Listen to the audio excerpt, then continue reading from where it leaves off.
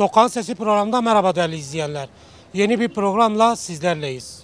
Bu hafta Ahmet'teyiz. 9 Ekim'e sayılı günler kaldı. Biz de bu vesileyle uluslararası komployu ve hegemon güçlerin amacını konuşacağız. Gündemimizde İmralı'da devam eden mutlak tecrit de olacak. Programımız başlıyor.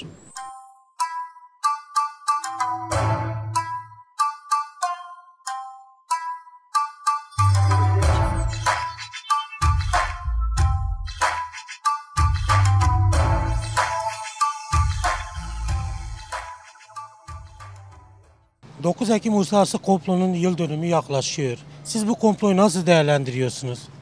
Ya bu komplo Kürt halkının yönelik bir komplodur. Yani bir kişiye bağlı bir olay değildir.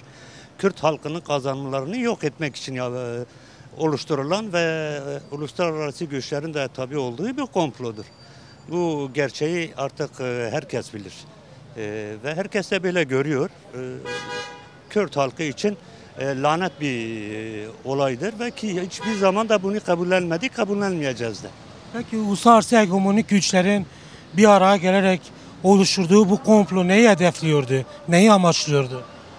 Bu komplonun örneklerini bugün Filistin'de görüyoruz. Ve bütün ezilen halkların üstündeki sömürü ve savaşın sürmesiydi. Tabii hareket de bunun ne anlama geldiğini çözmüştü ve halkı aydınlatıyordu. Bu Öcalan'ın da bu konuda onlar için tehlike arz ediyordu ve Kürt halkı da tehlike arz ediyordu. Onun önünü kesmek için de bir uluslararası bir komplo oluşturuldu ve şu anda da o günleri yaşıyorlar ve bin pişman oldular. Peki komplo amacına ulaştı diyebilir miyiz? Kürt halkını yok etmekten bahsettiniz, yok edebildiler mi? Ya bu mümkün değil. Bu mümkün değil, mümkün olamaz da. Yani bir halkı katliamdan geçirmek, yok etmek dünyada hiçbir eşi benzeri olmamış ve olamaz da. Bunu başaramazlar da yani bu. Yani nedir? Sonuçta demokratik bir çözüm. Başka da bunun alternatifi yoktur. Biliyorsunuz 26 yıllık bu komploya karşı bir mücadele de, direniş de gelişti. Evet. PKK lideri Abdullah Öcalan içeride ağır tecrit koşullarında olmasına rağmen bu komploya karşı mücadele verdi. Kürt halkı da direndi. Bu direnişi nasıl görüyorsunuz? Nasıl değerlendiriyorsunuz? Ya bu direniş paha biçilmez bir direniştir. Hep de olacak. Zulmün olduğu yerde direniş de olacak. Yani bu olağan bir şeydir. Ya bu direniş devam edecek. Bu sorun da eninde sonunda demokratik bir çözüm gelecek. Yani mutlak gelecek. Başka da bir alternatifi yoktur. Yoksa Türkiye bugün Orta Doğu'yu görüyoruz, bir Irak'ı görüyoruz, bir Suriye'yi görüyoruz, görüyoruz. Örnekleri de ortadadır. Eğer bir ülkede demokrasi yoksa o ülke parçalamak zorunda kalacaktır. Ve olacaktır. Kendi eliyle bunu hazırlıyorlar.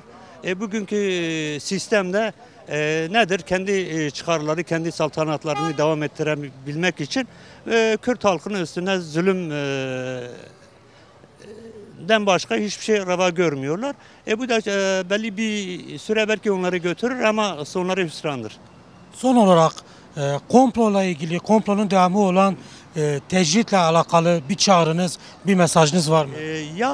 Her birey, her vicdan sahibi olan bir birey bu tecrite karşı çıkması lazım ve ses yükseltmesi lazım.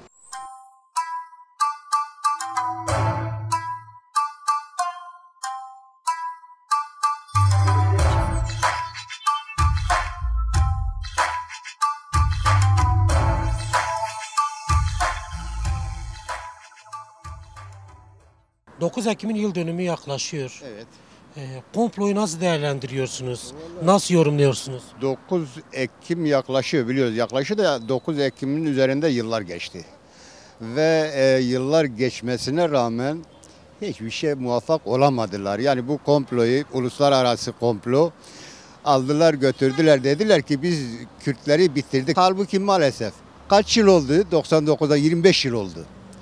25 yıldır bitiremediler ve nitekim de bitiremeyecekler. Kürtlerin sonu gelmiyor. Biri bindir. Biri giderse bini yerine gelir. Uluslararası güçler PKK lideri Abdullah Öcalan'dan neden bu kadar korkuyorlar? Niye bu komployu düzenlediler? Çünkü korkmalarının nedeni dedi ki biz bu Orta Doğu'ya, bütün dünyaya barış getireceğiz. İnsanlık, adalet, hukuk, hak, hukuk getireceğiz. Bunlar da hak, hukuk, adalet gelince bunların çıkarlarına ters düşüyor. Bunların menfaatleri kalmıyor. Ondan dolayı bu komployu yaptılar. Komplonun amacını ulaşamadığını söylediniz. Evet. Ama komplonun bir devamı olan bugün tecrit, Kürt halkının, Kürt halk önderinin taleplerini tecritle bastırmaya çalışıyor. Tecritle ilgili ne söylemek istersiniz? Şimdi tecritle ilgili, şimdi bu adam bir filozoftur. Bu tecriti yapmışlar ki dışarıya fikirleri göndermesin, düşüncelerini göndermesin, yönlendirmesinler. Onlar dedi ki biz Abdullah Öcalan'ı yakaladık, Kürtler bitti. Hayır, maalesef bir Abdullah Öcalan gider, yerine 1000 tane Abdullah Öcalan gelir. O dönem geçti artık. Biz o dönemi atlatmışız. Biz artık her şeyi biliyoruz. Yani 7'den 70'e artık milletimiz uyanmış. Abdullah Öcalan kalktığı zaman doğru dürüst Kürtlerden haberi yoktu. Ama Abdullah Öcalan kalktı, bütün dünyaya Kürtleri tanıttı, Kürtlerin şartlarını söyledi, Kürtlerin düşüncelerini söyledi yani. Bunu dünyaya yaydı.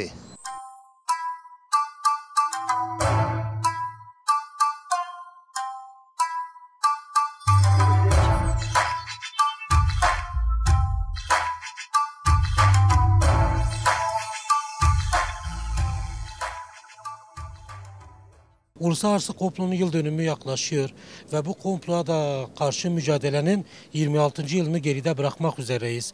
Bu komployu nasıl değerlendiriyorsunuz? Komplola amaçlamak istenen neydi?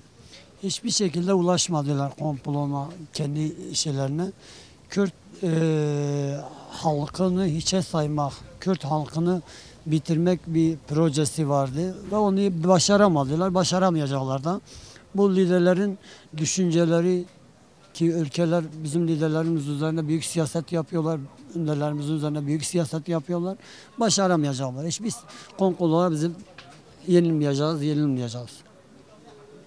PKK lideri Abdullah Öcalan birçok çözüm önerisi sunmasına rağmen savaş çığırtkanlığı yapan ve savaşta ısrar eden bir gerçeklik de var. Bir tablo çizerseniz bir tarafın barış istemesi ve bir tarafın savaşı sürdürmesini nasıl görüyorsunuz? Şimdi bir ülkenin içinde hiçbir zaman bir ülkeye zarar vermesini istemeyen lider, benim kendi bakış açımla baktığım zaman bu ülke hepimizin ülkesidir. Savaş asla istenmeyen bir ülkedeyiz.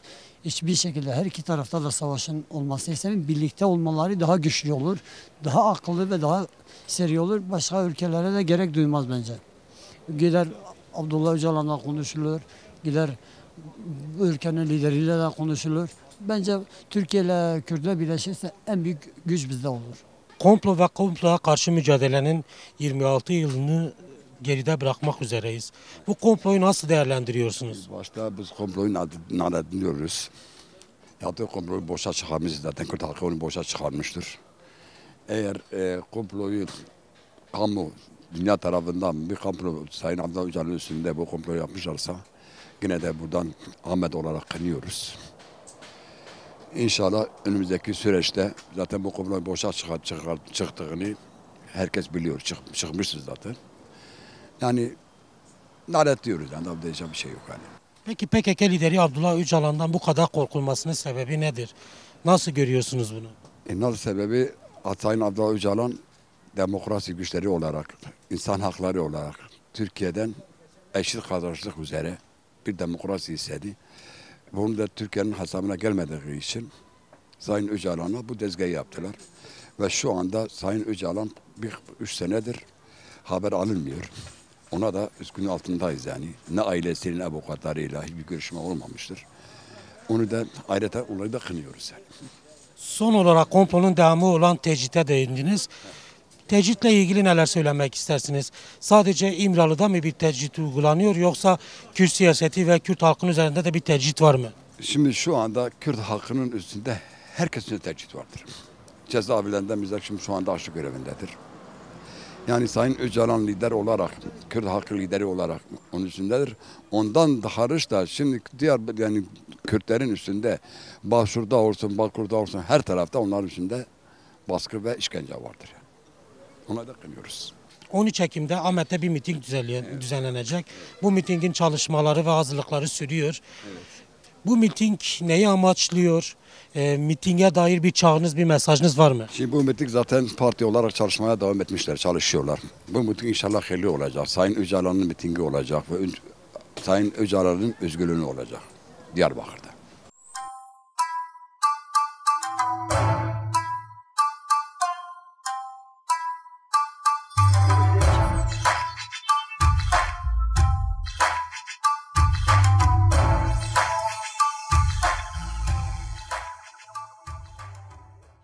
...9 Ekim komplosunun yıl dönümü yaklaşıyor. Bununla ilgili neler söylemek istersiniz? Bu komployu nasıl değerlendiriyorsunuz? Bu komplo aslında Orta Doğu halklarına yapılmış bir komplodur. Orta Doğu'yu yeniden dizayn etmek için yapılmış bir komplodur. Bunun arkasından Arap Baharı'nın gelmesi de böyle tesadüfi değildir. Ülkelere müdahale etmek ve iç barışı bozmak için, Orta Doğu'yu yeniden dizayn etmek için uluslararası emperyalizmin yaptığı bir komplodur. Ama ülkemizde ise barışa yapılan bir darbedir.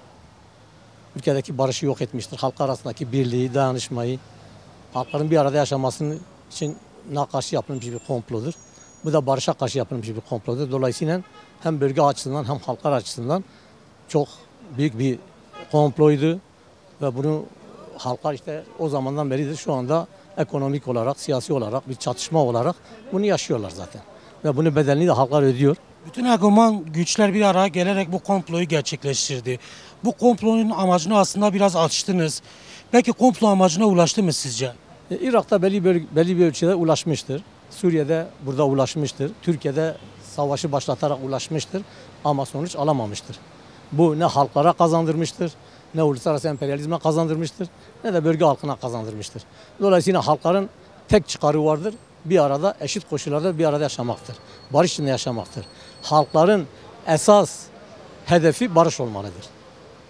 Biliyorsunuz hegemon güçler Orta Doğu'da kapitalist moderniteyi yaymaya çalışırken PKK lideri Abdullah Öcalan çıkışın demokratik modernite olduğunu ortaya koydu. Sürekli çözüm arayışları, barış çağrılarına karşılık da savaş çığırtkanlığı ve savaş politikası devreye giriyor. Bununla ilgili neler söylemek istersiniz? Şimdi bu uluslararası anlamda ve bütün dünya için kalıcı bir barışı getirir. Kapitalist moderniteye karşı demokratik modernite halkların barış içinde kardeş yaşamasını sağlar. Ulusların da. Orta Doğu'da bölgede demokratik konfederalizmi sağlar. Ülkemizde ise demokratik ulusu esas alır. Dolayısıyla halkların eşit koşullarda gönüllü birlikteliğini sağlar. Ve bu da halkların huzurunu getirir, huzur refahı getirir, refah barışı getirir, barış refahı getirir ve dolayısıyla halklar arasında kardeşliği sağlar. Dolayısıyla bu ülkede hem birliği sağlar, hem ülkenin güçlü olmasını sağlar, hem de mutluluğu sağlar. Dolayısıyla halkların bir tek hedefi olmalıdır. Barışı esas almalıdır, savaşı reddetmelidir. Kimden gelirse gelsin her zaman barışçıl olmalıdır.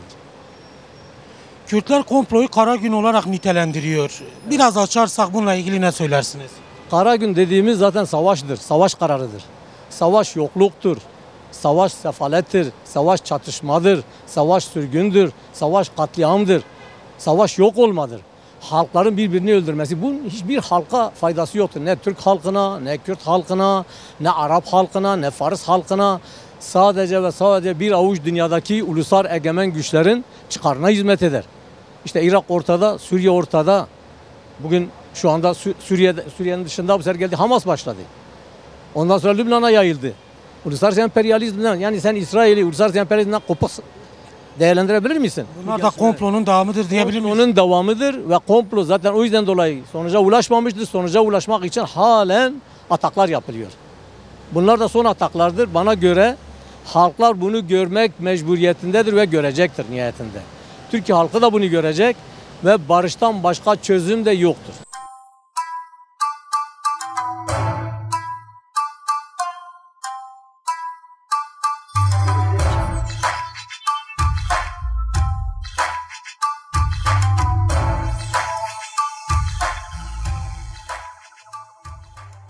PKK lideri Abdullah Öcalan'a düzenlenen komplonun yıl dönümü yaklaşıyor. Siz 9 Ekim'de gerçekleştiren bu komployu nasıl değerlendiriyorsunuz? Ne söylemek istersiniz?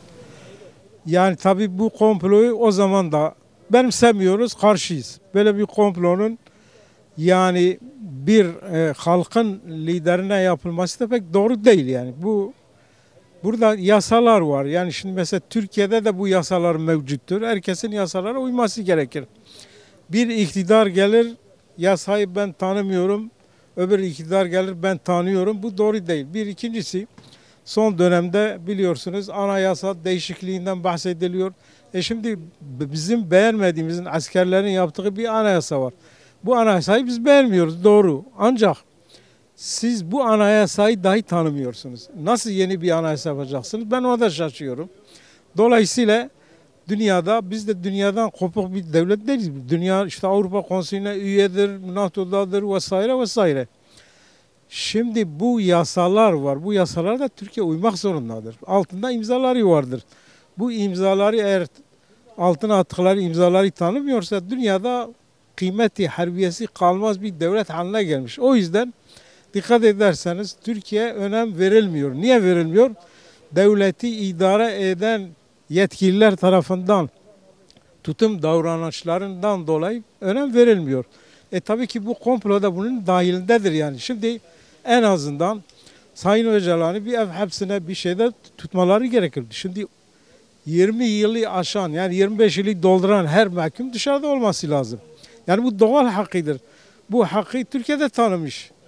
Buna tanımaması için bir sebep de yoktur. Ancak sadece işte bir halkı temsil ettiği için yani böyle düşmanlık hukuku şu işlemesi bu doğru değil. Biz bunu doğru görmüyoruz. Bir an önce bu dönüşü yapmaları lazım. Bir an önce bu yasalara uymaları gerekir. Çünkü Avrupa da çağrı yapıyor. Bu yasalara uymanız gerekiyor diyor. Şimdi siz buna uymasanız gittikçe kıymeti harbiyeniz Avrupa'da da kalmayacaktır. Yani gittikçe de kalmıyor. Dolayısıyla insanlar attığı imzanın sahibi olması gerekir. Şimdi bu şahsın attığı bir imza değil. Bir devlet imzalamış bunu. Peki bütün hegemonik güçlerin bir araya gelip PKK lideri Abdullah Öcalan'dan bu kadar korkmasını siz neye yorumluyorsunuz? Neden bu kadar PKK lideri Abdullah Öcalan'dan korktular ki bu komployu düzenlediler? Şimdi yeni bir dünya düzeninin yaklaşmakta olduğu şeyini ortaya koydu Sayın Öcalan. Yani bu dünya düzeninde insanların daha çok temel haklara riayet etmesi gerektiğini, her halkın, her insanın kendini demokratik bir şekilde ifade edebileceği bir ortam hazırlaması konusunda yazılı belgeler sundu bütün dünyaya da. Şimdi dolayısıyla hegemonik güçler biraz bu konuda rahatsızlık duyuyorlar. Neden? Çünkü sermaye kesimi bunu reddediyor. Sermaye buna karşı çıktığı için devletler de buna uyuyor. Halbuki şimdi baktığınız zaman dünyada yani bizim bir Türk'den bir alıveremediğimiz yok ki birlikte yaşamanın. Yani şimdi Türkiye'de Kürtler, Lazlar, Ermeniler, şunlar bunlar hepsi birlikte fevkalade yaşayabilir. Ama eşit şartlarda yaşamaları gerekir. Eşit şartlar, eşit kimlikte o yaşamaları gerekiyor. Örneğin dün savaşın kapıya dayandığı bir şey olarak görüyoruz. İşte Bahçeli'nin milletvekillerimizi ziyaret etmesi, merhabalaşması, tokalaşması. Tabii ki biz burada etmiyoruz. İyi ama bunun ön adımı da atılması lazım. Eğer gerçekten barışı savunuyorsanız Sayın Öcalan'ın zaten öne sürdüğü şartların en büyüğü budur. Barış ortamında herkes kendini ifade edebilecek yegane hakka sahip olacaktır. Dolayısıyla bunu yani Sayın Bahçeli de Sayın Erdoğan da bunlar herkes de bilmektedir. Bizim söylememiz sadece hatırlatmaktır yani. Peki AKP-MHP iktidarının Kürt halkının taleplerini tecritle baskı altına alma çalışmasını ve gelip bu samimiyeti göstermesini nasıl değerlendiriyorsunuz? Bu bir çelişki değil midir? Yani tabii ki bu bir çelişkidir. Bu bir. İkincisi ben bu konuda şöyle bir değerlendirmede bulunmak istiyorum. Şimdi binlerce yıldır bu topraklarda Kürtler yaşamaktadır. Bir de kültür olarak, dil olarak büyük bir dile sahibiz. Dünyanın 8. en büyük dile sahip olan Kürtlerdir. Bunu kolay kolay bitirmenin imkanı yoktur. 100 yıldır Kürtlerle bir savaş var. Şimdi yapılan hesaplara göre aşağı yukarı 2 trilyon dolar civarında para bu savaşa sarf edilmiş. Ben soruyorum. Bu parayı ekonomiye aktarmış olsalardı. Çünkü bunu da aktarmaları için Kürtlerde bir barışçıl ortamı hazırlamaları lazım. Kürtlerle bir barışık bir ortamda yaşamaları durumunda bu parayı ekonomiye akacaklar. Şimdi dünyanın süper devletlerinden birisi olacaktı. Ama bu iş bir zaman olamaz. Hani Erdoğan'ın söylediği bir söz var. İşte fileyi dolduramayan bir kadının çağrışıyla bir merminin ne kadar olduğunun söylemesi. Bu ona göre ne oluyor? Bu paralar bu savaşa gidiyor. Şimdi emekli eziliyor. Öğretmeni eziliyor, memuru eziliyor. Öğrencisinde işte görüyorsunuz son dönemlerde yani çok affedersiniz tuvaletleri bile temizleme imkanından yoksun olmuş, aciz olmuş bir yapı vardır. Burada düzelmeleri için bir barış ortamı şart. Bu da Kürtlerle barış ortamı yapmaları lazım. Bu savaş hiçbirimiz istemiyoruz. Sayın Öcalan zaten bunun başında geliyor. Bunu istemeyen bir insan en çok da kendisini istemediği bir savaştır. Ben şunu söylüyorum son olarak. Gelin birlikte Türkiye'yi daha iyi düzeye götürelim ancak Kürtlerle barışma kaydını ortaya koymamız gerekiyor. Şimdi bunları yabana atmayalım. Bu uzun yıllardır devam eden ve aynı zamanda ekonomi yıkıma götüren, aynı zamanda idari sistemi kötüye götüren bir yapıdır. Bundan vazgeçelim. Bizim alıveremediğimiz hiçbir şey yok birbirimize. Biz Türkiye'yi daha iyi, demokratik, daha iyi bir şeye götürebiliriz. Ama birlikte götürebiliriz. Eşit şartlar, eşit kimlikte olur.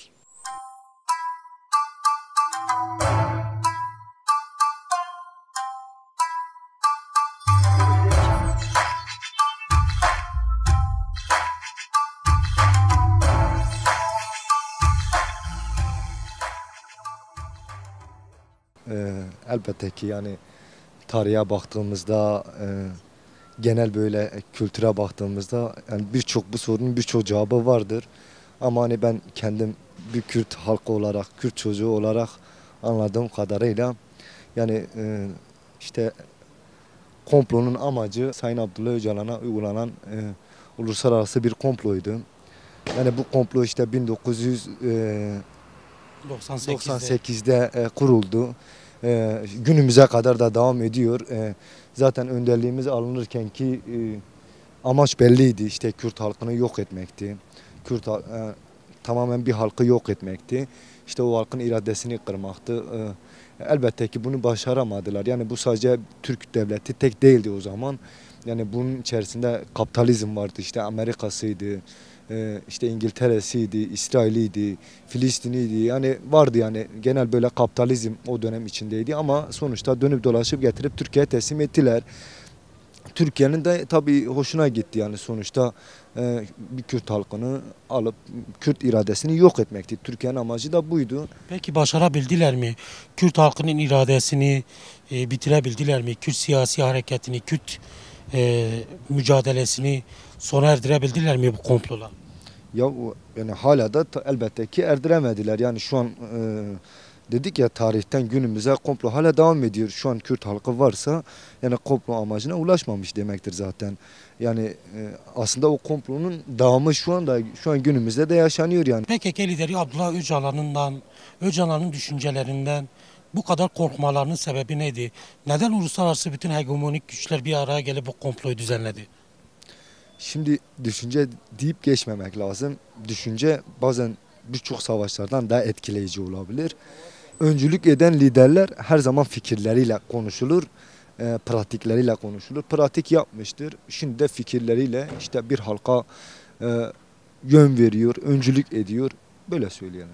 13 Ekim'de bir miting düzenlenecek. Bölgesel bir miting olacak. Bu mitingin hazırlıkları devam ediyor. Çalışmalar sürüyor. Bu mitinge dönük bir çağrınız, bir mesajınız var mı? Elbette ki vardır. Yani dediğim gibi Kürt halkına uygulanan bugün bir tecrit vardır. Ve bu tecriti en son dinlendirecek olan gene Kürt halkıdır. İşte mitingde Kürt halkının zaten kendini ifade ettiği, kendini dinlendirdiği bir ortamdır. Tüm Kürt halkını işte yapılacak mitinge davet ediyorum. Sadece Diyarbakır'da olan değil, bölgesel bir mitingdir. Bölgesel yani bütün bölgenin işte Diyarbakır'a gelip bir bütün mitinge katılmalarını davet ediyoruz.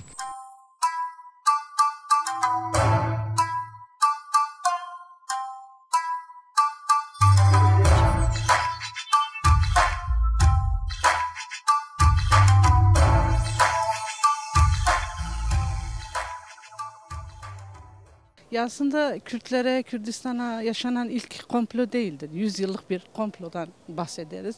Evet, bugün bir komplo tecritle de daha da derinleşen bir komplo var. Ama bu Kürtler açısından baktığımızda 100 yıllık bir komplodur. Bu beraberinde bu komplo her seferinde devletin saldırıları Kürtlere de bir direnişi de beraberinde getiriyor.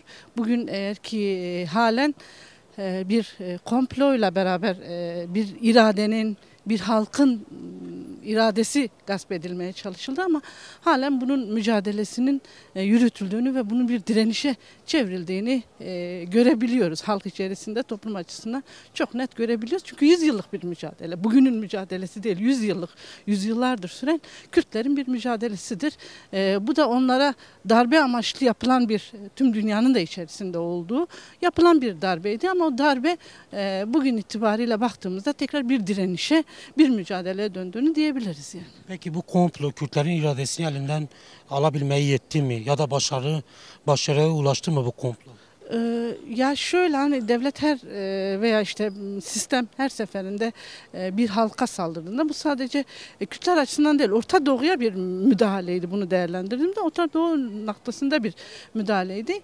Ama Orta Doğu halkı, Kürtler kendisine yapılan her müdahaleye, en başında da söylediğim gibi, bunu bir direnişle, bir mücadeleyle cevap vermiştir. Bugün de gelinen nokta bunun bir direnişe, bir mücadele, bunu kabul etmeyen bir noktaya evrildiğini söyleyebiliriz. Yani o gün o irade gaspının sanki bu mücadele orada bu yapıldığında bitecekmiş hesapları yapıldı ama o mücadele bitmedi. Daha da büyüyerek devam etti. Amacına ulaşmadı diyebiliriz. Hem Kürtler açısından hem Orta Doğu halkları açısından amacına kesinlikle ulaşmamıştır yani.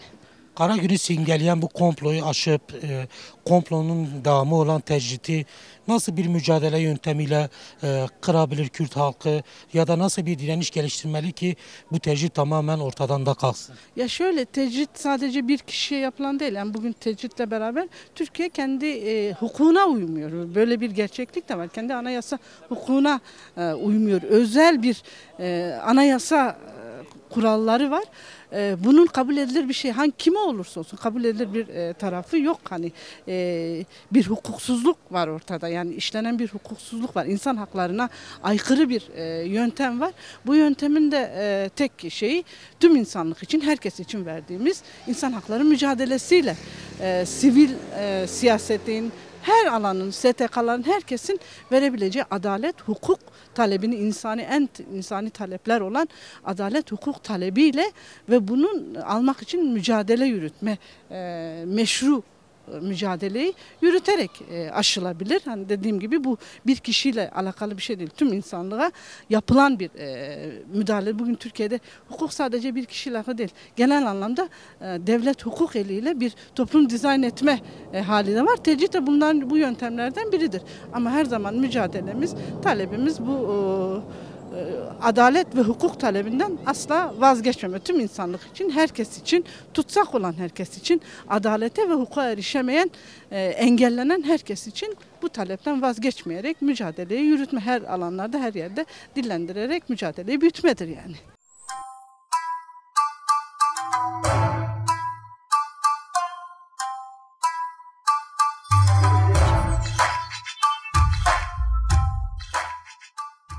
Sokağın Sesi programının sonuna geldik.